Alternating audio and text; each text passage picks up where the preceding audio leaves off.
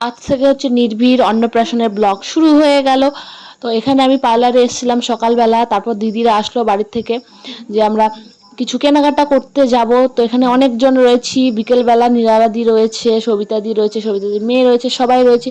তো আজকে তাড়াতাড়ি দোকানটা বন্ধ করেই আমরা চলে গেছিলাম কেনাকাটা করতে। তো এখানে নির্ভীর জন্য আর দিদির জন্য পায়ের বানাতে দেওয়া হয়েছে।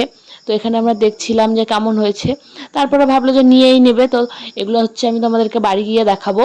আর এখানে তারপরে শাড়ির দোকানে চলে এসেছি শাড়ি কিনতে। তো হলদিবাড়িতে আমরা সেদিন এসেছিলাম শাড়ি কিনতে, আর কালেকশনগুলো মোটামুটি ভালোই ছিল। অনেকেই বলে যে হলদিবাড়িতে শাড়ি বা কোনো কিছু ভালো পাওয়া যায় না, কিন্তু অন্য কিছু পাওয়া না গেলেও সেটা আমিও বলবো না যে ভালো পাওয়া যায়। সবসময়ই শাড়ি কালেকশন বেশ ভালোই পাওয়া যায়, যদি তোমাদের একটু মোটামুটি বাজেট থাকে তো সেই হিসেবে ভালোই পাওয়া যায় শাড়ি। নতুন নতুন কিছু থাকে না, মানে যেমন জিমিচু এই টাইপের বেরিয়েছে, এগুলো একটু লেটে আসে, কিন্তু আমি সেদিন যে গেছিলাম সব কালেকশনই ছিল, ভালোই ছিল। তো এখান থেকে কয়েকটা শাড়ি, দিদির জন্য শাড়ি, মায়ের জন্য নেওয়া হয়েছিল, আর 2-3টা শাড়ি নেওয়া হয়েছিল। তো এখানে আমরা অনেক রকমেরই শাড়ি দেখেছিলাম। তো দিদি এখন দেখছে হচ্ছে দিনের বেলা কিছু পরার জন্য কটন টাইপের বা কমফোর্টেবল যেগুলো শাড়ি থাকবে সেই রকম দেখছিল। আর এই যে এই প্রিন্টের শাড়িগুলো যেটা হচ্ছে খুলছে, এই কালারটা কিন্তু খুবই সুন্দর, কিন্তু এই শাড়িটা দিদি আগেই নিয়েছে, আমিও একবার পরেছিলাম, তোমরা অনেকে আমার ভিডিও ফটোতে দেখেছো।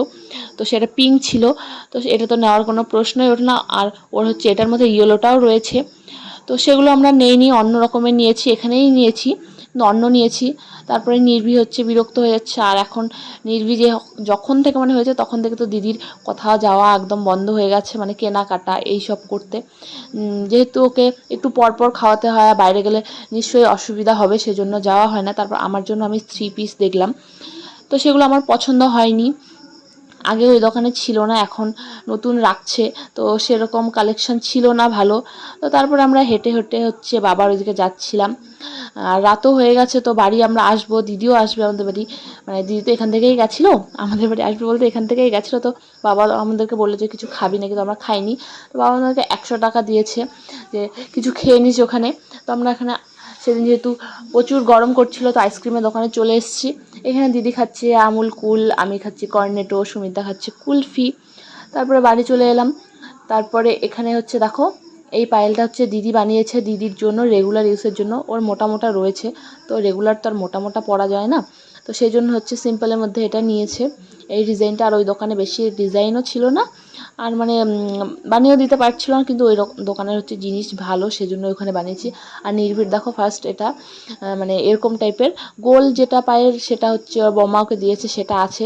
কিন্তু এই যে ফার্স্ট এই টাইপের পায়ের বানানো হয়েছে। তো দেখো ওর পায়ে কত সুন্দর লাগছে। এই ডিজাইনটা অনেক পুরনো, কিন্তু তবুও ভালো লাগছে দেখতে। তোমরা জানিও কেমন লাগছে।